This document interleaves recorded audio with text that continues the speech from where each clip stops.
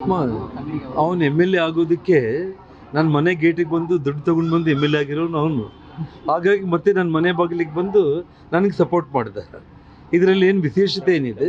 ಮೊನ್ನೆ ರಾಜ್ಯಸಭಾ ಚುನಾವಣೆಯಲ್ಲಿ ಅವ್ರ ಮನೆ ಸುತ್ತ ನೀವು ಅಡ್ಡಾಡಿದ್ರೆ ಮೀಡಿಯಾದಲ್ಲಿ ನೀವೇ ನೋಡಿದ್ರಲ್ಲ, ಯಾರು ನನ್ನ ಮನೆ ಸುತ್ತ ಅಡ್ಡಾಡಿದ್ದು. ಅವ್ನು ಆಫ್ಟರ್ ಆಲ್ ನನಗೆ ಯಾವ ಲೆಕ್ಕಕ್ಕಿರಿ ಅಂತಲ್ಲ. ಅವನ ಯೋಗ್ಯತೆ ಏನು? ನಾನು ಹೇಳ್ತಾ ಇರೋದು, ಅವನು ಈ ದುರಹಂಕಾರದ ಮಾತುಗಳು ತಂಗಡಿಗೆ ಇದೇ ರೀತಿ ಮಾತಾಡ್ತಾ ಇದ್ರೆ, ಯಾಕಂದರೆ ಅವನ ಲೆವೆಲ್ಲು ಅವನು ಎಲ್ಲಿಗಿರಬೇಕು ಅವನು ಅಲ್ಲಿಗಿರಬೇಕು. ಇವತ್ತು ಕನಗಿರಿ ಕ್ಷೇತ್ರದಲ್ಲಿ ಸಾವಿರಾರು ಮಂದಿ ಯುವಕರು ಮೊನ್ನೆ ಚಾಲೆಂಜ್ ಮಾಡಿದ್ದಾರೆ ಕಾಟಿಗೆಯಲ್ಲಿ, ಬಾ ನಾವು ಮೋದಿ ಅಂತ ಕೂಗ್ತಾ ಇದ್ದೀವಿ, ದಮ್ಮಿದ್ರೆ ಬಂದು ಕಪಾಳಕ್ಕೆ ಹೊಡಿ ಅಂತೇಳಿ. ನಾನು ಹೇಳ್ತಾ ಇರೋದೇನಂತಂದರೆ, ಅವನಿಗೆ ಒಂದು ಅದೃಷ್ಟದ ಒಂದು ಇದರಲ್ಲಿ ಮಂತ್ರಿ ಆಗ್ತಾ ಇದ್ದಾನೆ. ಅದನ್ನು ಮರೆತು ಅವನು ದುರಹಂಕಾರದ ಮಾತುಗಳು ಮಾತಾಡಿದರೆ ಕನಗಿರಿ ಕ್ಷೇತ್ರದ ಜನರು ಈ ಪಾರ್ಲಿಮೆಂಟ್ ಚುನಾವಣೆಯಲ್ಲಿ ವಿಧಾನಸಭೆಯಲ್ಲಿ ಅವನ ಕ್ಷೇತ್ರದಲ್ಲಿ ಏನು ತೋರಿಸ್ತಾರೆ ಅನ್ನೋದು ಗೊತ್ತಾಗುತ್ತೆ ನಿಮಗೆ. ಮತ್ತು ಇನ್ನೊಂದು ವಿಚಾರ ನಾನು ತಮಗೆ ಹೇಳ್ತೀನಿ. ನಾನು ಅದ್ಯಾವುದು RDX ಬಗ್ಗೆ ನಾನು ಮಾತಾಡಿದೆ. RDX ಬಾಂಬ್ಗಳು ಹೆಂಗೆ ಬಂತು ಜಮ್ಮು ಕಾಶ್ಮೀರಿಗೆ, ಅದನ್ನು ಪತ್ತೆ ಹಚ್ಚಿಲ್ಲ ಅಂತಂದರೆ ಸಾಮಾನ್ಯ ಜನರಿಗೆ ಇವತ್ತೊಂದು ಸಭೆ ಆಯಿತು ಕೊಪ್ಪಳದಲ್ಲಿ.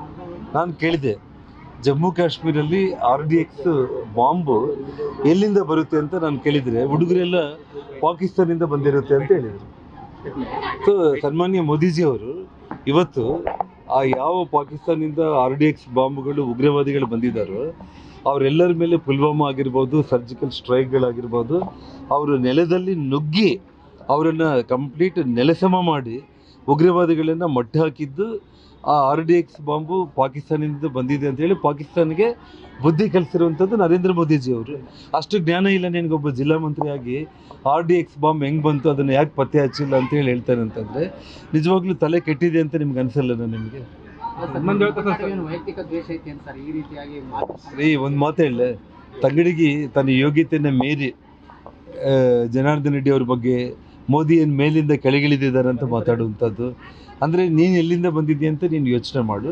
ಹಾಗಾಗಿ ಕನಗಿರಿ ಕ್ಷೇತ್ರದ ಜನರು ಹೇಳ್ತಾ ಇದ್ದಾರಣ್ಣ, ಭಾಳ ದುರಹಂಕಾರ ಮಿತಿ ಮೀರಿಬಿಟ್ಟಿದೆ ತಂಗಡಿಗೆ ಬಾಡಿ ಲ್ಯಾಂಗ್ವೇಜ್ ಭಾಳ ಚೇಂಜ್ ಆಗಿಬಿಟ್ಟಿದೆ. ನಮ್ಮ ಮೇಲೆ ಎಲ್ಲ ಇಲ್ಲ ಸಲ್ಲದ ಕೇಸ್ಗಳನ್ನ ಹಾಕಿಸ್ತಾ ಇದ್ದಾರೆ, ನಮ್ಮನ್ನು ಹೆದರಿಸ್ತಾ ಇದ್ದಾರೆ. ಹಿಂದೆ ಕೂಡ ಕೊಲೆಗಳು ಮಾಡಿಸ್ತಿರುವಂಥ ಒಂದು ಯಲ್ಲಲಿಂಗ ಕೇಸಲ್ಲಿ ಅವ್ರು ಮಾಡಿರುವಂಥ ಒಂದು ವಿಚಾರ, ಮಂತ್ರಿ ಪದವಿ ಕಳ್ಕೊಂಡಿರೋವಂಥದ್ದು. ಇವಾಗ ಮತ್ತೆ ಅಧಿಕಾರವನ್ನು ಮುಂದುವರಿಸ್ಕೊಳ್ಳೋದಕ್ಕೋಸ್ಕರ ಅನಾಹುತಗಳು ಮಾಡೋದಕ್ಕೆ ಶಿವರಾಜ್ ತಂಗಡಿಗೆ, ಹಿತ್ನಾಳ್ ಬ್ರದರ್ಸು ಒಂದಾಗಿ ಇವತ್ತು ನಿಮ್ಮ ಕಣ್ಣು ಮುಂದೆನೇ ಸಾಕ್ಷಿ ಇವತ್ತಾಗಿರೋವಂಥದ್ದು. ಹಾಗಾಗಿ ಎಚ್ಚರಿಕೆಯಿಂದ ಇದ್ದರೆ ಅಷ್ಟೋ ಇಷ್ಟು ನಿನಗೆ ಗೌರವ ಇರುತ್ತೆ. ಎಚ್ಚರಿಕೆಯಿಂದ ತಪ್ಪಿ ಈ ಕ್ರಿಮಿನಲ್ ಕೆಲಸಗಳಿಗೆ ಇಲ್ಲ ಸಲ್ಲದ ಮಾತುಗಳು ಪ್ರಧಾನಮಂತ್ರಿಗಳ ಬಗ್ಗೆ, ನನ್ನ ಬಗ್ಗೆ, ಇನ್ನೊಬ್ಬರ ಬಗ್ಗೆ ಮಾತಾಡಿದ್ರೆ ನೀನು ದೊಡ್ಡವನಾಗ್ತಿ ಅಂದರೆ ನಿನ್ನ ಜೀವನದಲ್ಲಿ ನೀನು ಯಾವತ್ತೂ ದೊಡ್ಡವನಾಗೋದಿಲ್ಲ. ನೀನು ಯಾವತ್ತೂ ನೆಲದಲ್ಲಿ ಇರೋವಂಥವನ್ನೇ. ಆಯಿತು, ಮೋದಿಜಿಯವರು ಆಕಾಶದಿಂದ ಬಂದಿದ್ದಾರೆ ಅಂತಂದರೆ ಭಗವಂತ ಈ ಭೂಮಿ ಮೇಲೆ ಕೆಲವೊಬ್ಬರನ್ನ ಸೃಷ್ಟಿ ಮಾಡ್ತಾನೆ. ಡಾಕ್ಟರ್ ರಾಜ್ಕುಮಾರ್ ಅಂದರೆ ಕಲಾವಿದರೆಲ್ಲ ಅವರೊಬ್ಬ ಸೃಷ್ಟಿ. ನಮ್ಮ ಭಾರತದಲ್ಲಿ ಕೂಡ ನರೇಂದ್ರ ಮೋದಿ ಅವರು ಕೂಡ ಭಗವಂತ ಸೃಷ್ಟಿಯಲ್ಲಿ ಒಂದು ಭಾಗ, ಒಬ್ಬ ಅದ್ಭುತವಾದಂಥ ವ್ಯಕ್ತಿ. ಅವ್ರ ಬಗ್ಗೆ ನೀನು ಕೀಳಾಗಿ ಮಾತಾಡ್ತೀಯ ಅಂದರೆ ಜನರು ಇವತ್ತು ಇಡೀ ಕೊಪ್ಪಳದಲ್ಲಿ ರಾಜಶೇಖರ್ ಹಿತ್ನಾಳ್ ಸೋಲೋದಕ್ಕೆ ಪ್ರಮುಖವಾದ ಕಾರಣ ಇವತ್ತು ಶಿವರಾಜ್ ತಂಗಡಿಗೆನೇ ಆಗ್ತಾರೆ. ಇಷ್ಟು ನೀವು ಬರೆದಿಟ್ಕೊಳ್ಳಿ. ಕಾನೂನು ಏನು ಕ್ರಮ ಕೈಗೊಳ್ಬೇಕು ಅವ್ರು ಕೈಗೊಳ್ತಾರೆ. ಎಲ್ಲದ್ರ ಬಗ್ಗೆ ಚುನಾವಣೆ ಆದಮೇಲೆ ನಿಮಗೆ ಭಾಳ ಸತ್ಯಗಳು ಗೊತ್ತಾಗುತ್ತೆ. ಈ ಸರ್ಕಾರ ಏನು ಮಾಡ್ತಾ ಇದೆ ಅನ್ನೋದ್ರ ಬಗ್ಗೆ ನೋಡಿರಿ. ನಿಮಗೆ ಪೋಲಿಂಗ್ 48 hours ಇದೆ ಅಂತಂದರೆ ರಾಜಕೀಯಕ್ಕೋಸ್ಕರ ಇದರಿಂದ ಲಾಭ ಪಡಿಬೇಕು ಅನ್ನೋ ಪ್ರಯತ್ನ ಮಾಡ್ತಾ ಇದ್ದಾರೆ ಅಂತೇಳಿ ಮೇಲ್ನೋಟಕ್ಕೆ ಕಾಣಿಸ್ತಾ ಇದೆ. ಇಲ್ಲದ್ರೆ ಹೋದ್ರೆ ಏನು ರೇವಣ್ಣ ಅವ್ರು ಓಡೋಗ್ತಾರೆ ದೇಶ ಬಿಟ್ಟು? ಅಲ್ಲ, ದೇಶ ಬಿಟ್ಟು ಓಡೋಗುವಂಥ ಕುಟುಂಬನ ಅದು ರೇವಣ್ಣ ಅವ್ರ ಕುಟುಂಬ. ನಿಮಗೆ ರಾಜಕೀಯ ಕುತಂತ್ರಗಳೇ ಇವರಿಗೆ. ಇವಾಗ ಇದು ನಿಮಗೆ ರಾಜಕೀಯ ಕುತಂತ್ರಗಳು ಬಿಟ್ಟರೆ, ನಾನು ರೇವಣ್ಣ ಅವ್ರ ಬಗ್ಗೆ, ಅವ್ರ ಮಗನ ವಿಚಾರ ಏನಾಗಿದೆ ಏನಿಲ್ಲ, CDಗಳು ಇನ್ನೊಂದು, ಇದೆಲ್ಲ ಕೂಡ ಕಾನೂನು ಇನ್ವೆಸ್ಟಿಗೇಷನ್ನು ಫೋರೆನ್ಸಿಕ್ಕು ಯಾರೂ ತಪ್ಪಿಸ್ಕೊಳ್ಳೋದಕ್ಕೆ ಸಾಧ್ಯ ಇಲ್ಲ.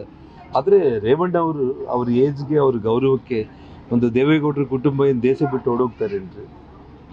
ಎಲೆಕ್ಷನ್ 48 hours ಇದೆ ಅಂತಂದರೆ ಇಂಥ ನಾಟಕಗಳು ಇವ್ರು ಮಾಡ್ತಾರೆ ಅಂತಂದರೆ ಇವತ್ತು ಕರ್ನಾಟಕ ಜನರು ಏನು ದಡ್ರೇನಲ್ಲ, ಜನರಿಗೆಲ್ಲ ಗೊತ್ತು ಇದು ದೇಶದ ಚುನಾವಣೆ, ಮೋದಿ ಅವ್ರಿಗೋಸ್ಕರ ಆಗ್ತಾ ಇರೋಂಥ ಚುನಾವಣೆ. ಅವರು ಹ್ಯಾಟ್ರಿಕ್ ಪ್ರಧಾನಮಂತ್ರಿ ಆಗಲೇಬೇಕು ಅಂತ ಜನ ತೀರ್ಮಾನ ಮಾಡಿದ್ದಾರೆ.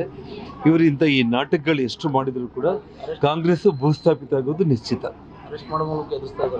ಅಷ್ಟೇ ಅಲ್ಲ, ನಿಮಗೆ ಅವರು ಇಂಥ ಒಂದು ಘಟನೆಗಳಿಂದನೇ ಕಾಂಗ್ರೆಸ್ ಪಕ್ಷ ಭೂಸ್ಥಾಪಿತ ಇಡೀ ದೇಶದಲ್ಲಿ ಆಗುತ್ತೆ ಅಷ್ಟೇ. ನ್ಯೂಸ್ ಫಸ್ಟ್ ನಿರ್ಭೀತಿಯಿಂದ ನಿಮ್ಮ ಪರವಾಗಿ.